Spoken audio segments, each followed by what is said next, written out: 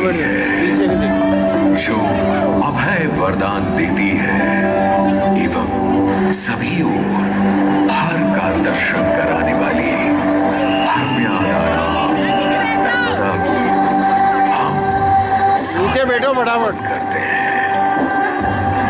पुण्य सलिला मां नर्मदा के अथाह और अमृत जल में सदियों से समाधिस्थ कतारबद्ध खड़े ये घाट एक समृद्ध गौरवपूर्ण इतिहास की अमर कथा को कहते हुए आज भी प्रतीत होते हैं। इस धार्मिक एवं पुरातात्विक भगवान शिव की पावन नगरी एवं राजमाता देवी अहिल्याबाई होलकर की कर्मभूमि माहेश्वर में आप सभी का स्वागत है।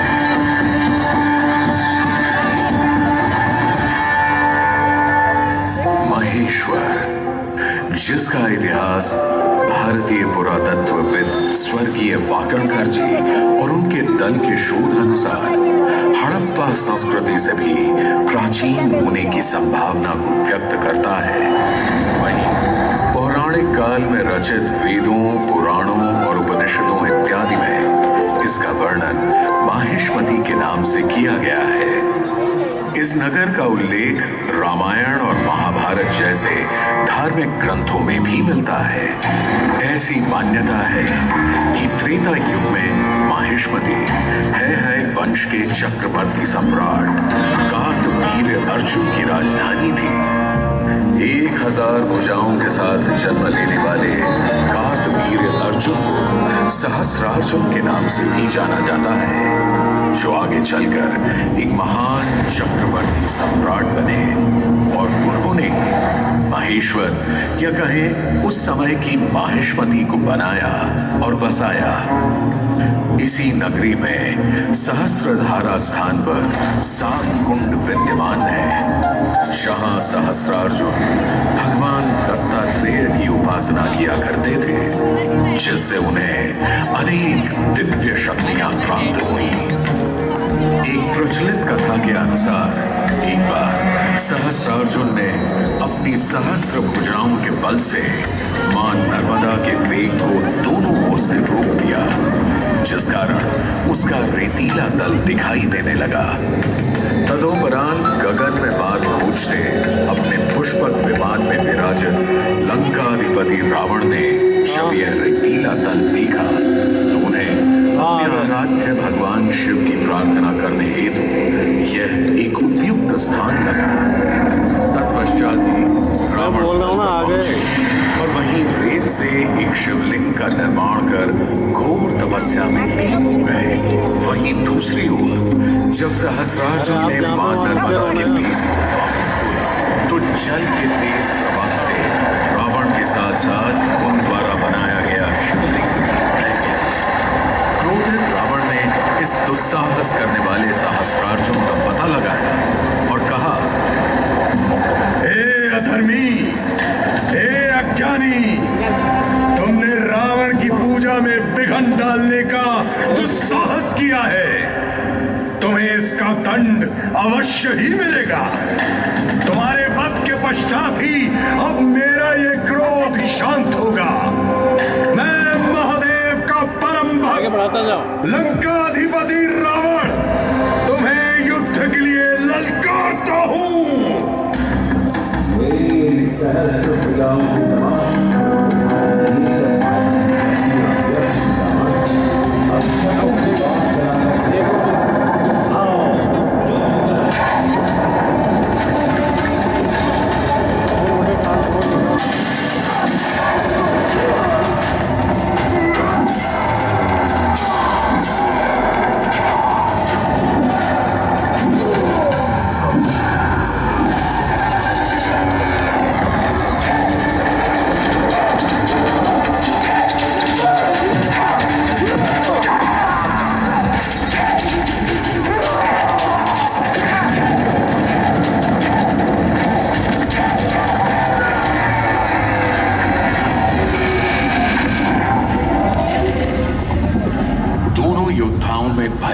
युद्ध हुआ सहस्रार्जुन के बाहुबल के समक्ष रावण की सारी शक्तियां कमजोर पड़ गईं।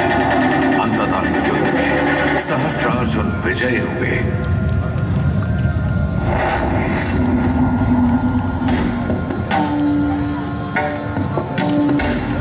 सहस्रार्जुन ने रावण का वध नहीं किया, बल्कि इसी नगरी में बंदी बना दिया। यह मान्यता है कि सहस्रार्जुन की पत्नियां रावण के 10 सर एवं एक हाथ पर दिया जलाया करती थी। आज भी महेश्वर में स्थित राज राजेश्वर मंदिर में 11 अखंड दीपक प्रज्वलित हैं, जो सदैव जीवित रहते हैं।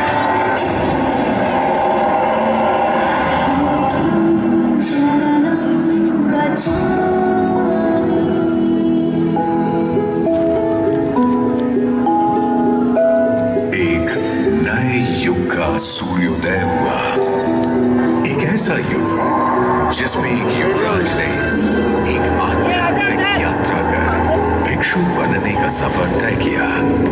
ये युवराज बाद में महात्मा बुद्ध कहलाए। उनके असंख्य अनुयायी एवं शिष्य बने, जिनमें मगध साम्राज्य के सम्राट अशोक का नाम भी आता है। सम्राट अशोक के दादा चंद्रगुप्त मौर्य ने लगभग 4वीं शताब्दी ईसा पूर्व में अवंती को जीतकर उसे अपने साम्राज्य का हिस्सा बना लिया था। अवंती उस समय 16 महाजनपदों में एक जनपद था, जिसकी 2 राजधानी थी, उज्जैनी और माहेश्वरी, यानी आज का महेश्वर। माना जाता है कि तभी से ये क्षेत्र प्रारंभिक बौद्ध धर्म और जैन धर्म का केंद्र बन गया। सम्राट अशोक ने धर्म के प्रचार प्रसार करने हेतु कई स्तूप और विहार बनवाए, जो बौद्ध धर्म की परंपरा का हिस्सा बने। इस समय से थोड़ा आगे तो बाघ का उल्लेख भी देखने को मिलता है।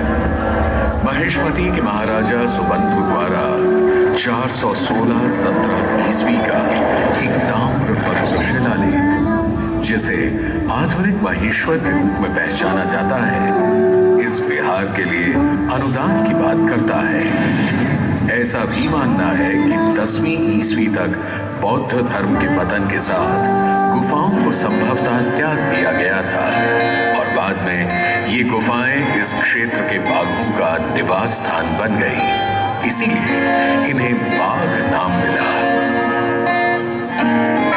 समय का पहिया निरंतर चलता और इन कई 100 वर्षों में न जाने कितने ही राजवंश आए और चले गए, लेकिन महेश्वर का अस्तित्व सदैव जीवंत ही रहा।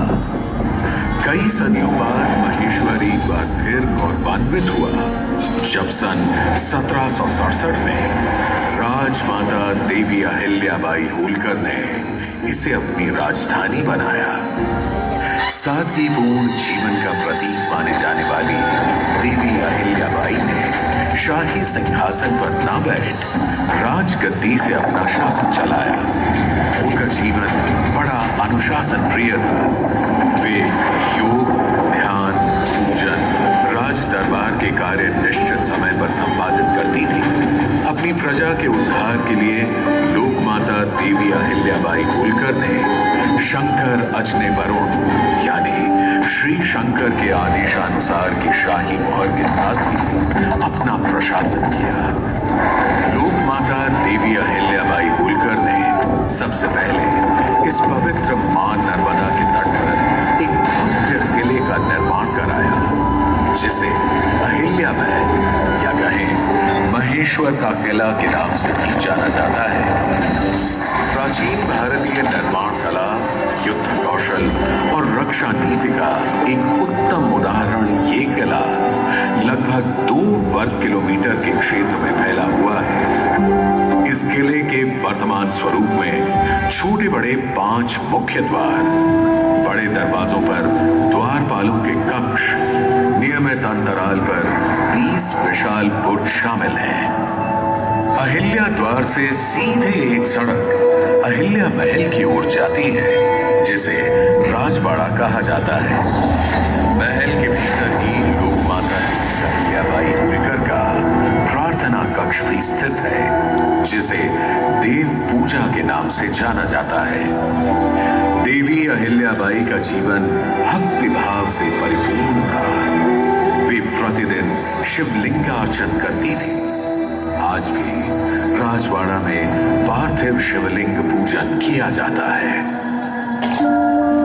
पुण्य श्लोक देवी अहिल्याबाई होलकर की धर्मपरायणता का पता इस बात से भी चलता है कि उन्होंने नर्मदा परिक्रमा वासियों के लिए सदा व्रत एवं ठहरने की व्यवस्था, संस्कृत पाठशाला, योग शिक्षा को बढ़ावा, सांस्कृतिक गतिविधियां एवं व्यापार को बढ़ावा देने हेतु अनेक कार्य किए। उन्होंने न केवल काशी में नर्मदा के शिवलिंग नर्मदेश्वर की विश्वनाथ के रूप में स्थापना कर मंदिर का जीर्णोद्धार कराया, बल्कि महेश्वर में ठीक काशी जैसा ही विश्वनाथ मंदिर का निर्माण भी करवाया। इसी कड़ी में उन्होंने महेश्वर में स्थित जगन्नाथ जी के मंदिर के समक्ष पश्चिमार्थ विप्रवीर भगवान परशुराम के सुंदर विग्रह युक्त प्राचीन मंदिर का जीर्णोद्धार भी करवाया। ऐसी मान्यता है कि पौराणिक नगरी महेश्वर भगवान विष्णु के अवतार विप्रश्रेष्ठ भगवान परशुराम की तपोस्थली रही है और आज भी श्रद्धालुओं द्वारा उनकी पूजा अर्चना का क्रम नियमित रूप से चलता है। हिमालय की गोद में स्थित केदारनाथ एवं बद्रीनाथ ज्योतिर्लिंग से लेकर दक्षिण में समुद्र तट पर स्थापित रामेश्वरम ज्योतिर्लिंग तक देवी अहिल्याबाई ने अनेक निर्माण एवं जीर्णोद्धार के कार्य करवाए। उन्होंने ओंकारेश्वर, त्रयंबकेश्वर, जगन्नाथपुरी, उज्जैन, द्वारका, पुष्कर, नासिक आदि पूरे भारतवर्ष में मंदिरों के जीर्णोद्धार एवं निर्माण कार्यों के साथ साथ अनेक घाटों, बावड़ियों एवं धर्मशालाओं का निर्माण कार्य भी करवाया। अपनी प्रजा की हर संभव सेवा करने के बारे में सोचती रहती राजमाता देवी अहिल्याबाई होलकर को एक रात उनकी बहू कृष्णाबाई ने कहा, माँ साहिब, आप अभी तक सोई नहीं? ऐसी क्या बात है जो आपको इतनी देर रात विचलित कर रही है? नहीं, ऐसा कुछ नहीं। हम तो बस कुछ नए कानून लाए हैं जिनसे स्त्रियों के अधिकार सुरक्षित हो सके। अब हमारे राज्य में विधवाओं को पति की संपत्ति पर तथा पुत्र को गोद लेने का अधिकार मिल सकेगा। इसके अलावा न्यायपालिका को मजबूत करने के लिए राज्य में नियमबद्ध न्यायालयों का निर्माण कराया जाएगा। ये तो प्रजा के लिए बहुत ही अच्छा होगा माँ साहिब। पर माँ साहिब, आपने सुरक्षा के विषय में भी कुछ सोचा है? क्योंकि कुछ समुदाय समाज से खुद को अलग समझते हैं। तुम्हारा इशारा मैं समझती हूँ कृष्णाबाई। मैंने विभिन्न समुदाय के लोगों को समाज की मुख्य धारा में लाने का फैसला कर लिया है। मैं उन्हें उनकी पहाड़ी अस्थिरता से हटा ईमानदार किसानों के रूप में बसने के लिए राजी भी कर चुकी हूँ। सुरक्षा की समस्या हल होते ही हमारे राज्य में व्यवसाय में बढ़ोतरी होगी। सुरक्षा के मद्देनजर उन द्वारा महिलाओं की सशस्त्र सेना भी बनाई गई। राजमाता देवी अहिल्याबाई होलकर की नीति अनुसार सुरक्षा समस्याओं से निवारण होने के बाद महेश्वर में तरह तरह के व्यवसायी एवं कारीगर आने लगे। यह नगर अनेक बुनकरों, मूर्तिकारों एवं कारीगरों का घर बना। महेश्वर का यह क्षेत्र वस्त्र निर्माण का एक सुंदर केंद्र बना और यहाँ निर्मित महेश्वर साड़ियों की सुंदरता तो पूरे भारत में प्रसिद्ध हो गई। सदैव श्वेत वस्त्र धारण करने वाली राजमाता देवी अहिल्याबाई होलकर की पहचान एक विनम्र एवं उदार शासक के रूप में थी, जिन्होंने लगभग 30 साल होलकर वंश का कार्यभार संभाला। 13 अगस्त सन 1795 को वे अपने राज्य एवं अपने प्राणों से भी प्रिय अपनी प्रजा को हमेशा हमेशा के लिए छोड़कर पंच तत्वों में विलीन हो गई।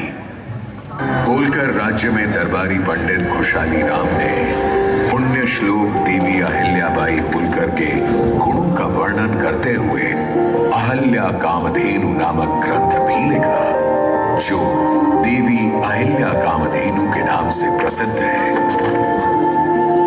राजमाता देवी अहिल्याबाई होलकर के कुशल नेतृत्व एवं सैन्य प्रतिभा ने आने वाली पीढ़ियों को प्रेरित किया।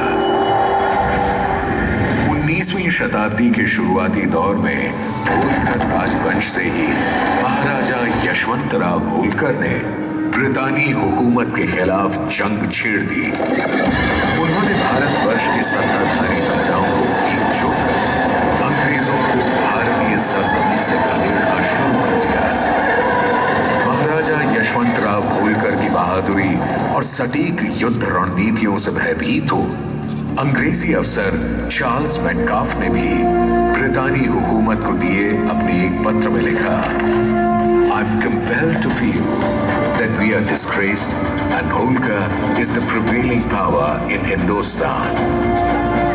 अंग्रेजों के अलावा मुगल शासक शाह आलम ने भी महाराजा यशवंतराव होलकर की प्रशंसा करते हुए उन्हें महाराजाधिराज राज राजेश्वर आलीजा बहादुर की उपाधि से सुशोभित किया। आजादी की पृष्ठभूमि से आगे चले तो महेश्वर का समृद्ध इतिहास, कला, धर्म, संस्कृति एवं पुरातात्विक धरोहरों को संजोए हुए आज भी खड़ा है।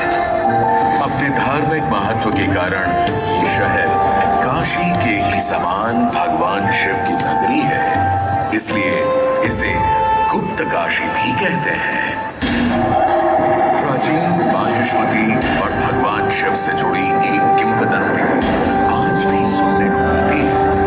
कहते हैं कि त्रिपुरासुर के वध के लिए भगवान शिव ने माहेश्वरी और मां नर्मदा के संगम से एक रुद्र अवतार किया था और अपने दिव्य अग्निबाण से त्रिपुरासुर का वध किया था। अग्नि की प्रार्थना से भगवान शिव श्वानेश्वर और कालेश्वर के रूप में दो मंदिरों में आज भी विराजित है। भगवान शिव की ये पावन नगरी ऋषि मुनियों को भी सदा प्रिय रही है। महेश्वर घाट से लगभग 20-30 किलोमीटर दूर मां नर्मदा के तट पर महर्षि दधीचि का आश्रम स्थित है। मान्यताओं के अनुसार ये वही महर्षि दधीचि हैं जिन्होंने मानव कल्याण के लिए देह त्याग कर अपनी रीढ़ की हड्डी देवराज इंद्र को दान दी। उनकी इस रीढ़ की हड्डी से वज्र अस्त्र बना, जिससे वृत्तासुर राक्षस का विनाश हुआ और तीनों लोकों में पुनः धर्म की स्थापना हुई। धर्म की बात हो तो महेश्वर ही वह स्थान है जहां पंडित मंडन मिश्र एवं नर्मदा अष्टकम और सहस्रार के रचयिता जगत गुरु आदि शंकराचार्य के बीच शास्त्रार्थ हुआ एवं सनातन धर्म को एक उत्तम दिशा मिली। यहाँ लगभग 25 छोटे बड़े घाट हैं जिनका अपना ही एक महत्व है। बड़घाट, पेशवा घाट, मनोकामनेश्वर घाट, मातंगेश्वर घाट पर संतों के सुमुख से श्लोक, दोहे, चौपाइयां सदैव गूंजती ही रहती हैं। वैसे आप अभी जहां उपस्थित हैं अहिल्या मां साहेब घाट या कहें कि महेश्वर घाट कहलाता है। इसी घाट की सीढ़ियों से ऊपर जाएं तो पुण्य श्लोक देवी अहिल्याबाई होलकर को श्रद्धांजलि अर्पित करती अहिलेश्वर छतरी है। इसी के सामने मल्हार राव द्वितीय के छोटे भाई को समर्पित विठोजी 9 छतरी भी विद्यमान है। इसके अलावा महेश्वर में मां विंध्यवासिनी भवानी देवी का मंदिर भी स्थित है, जिसे मत्स्य पुराण के 13वें अध्याय में देवी भगवती के 108 सिद्ध पीठों में स्वाहा पीठ कहा गया है। इसके अलावा यहाँ 100 से भी अधिक मंदिर विद्यमान है, जो महेश्वर की समृद्ध संस्कृति का प्रमाण प्रस्तुत करते हैं।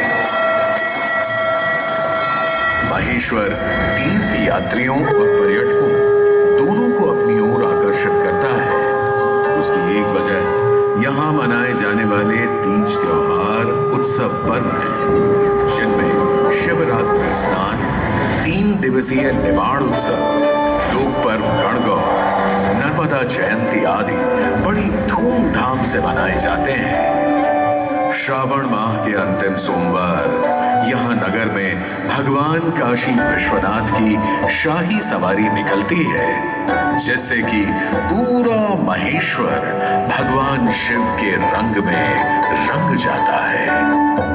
अब अगर कोई महेश्वर आए और माहेश्वरी साड़ियां न ले जाए तो ऐसा होना थोड़ा मुश्किल ही है।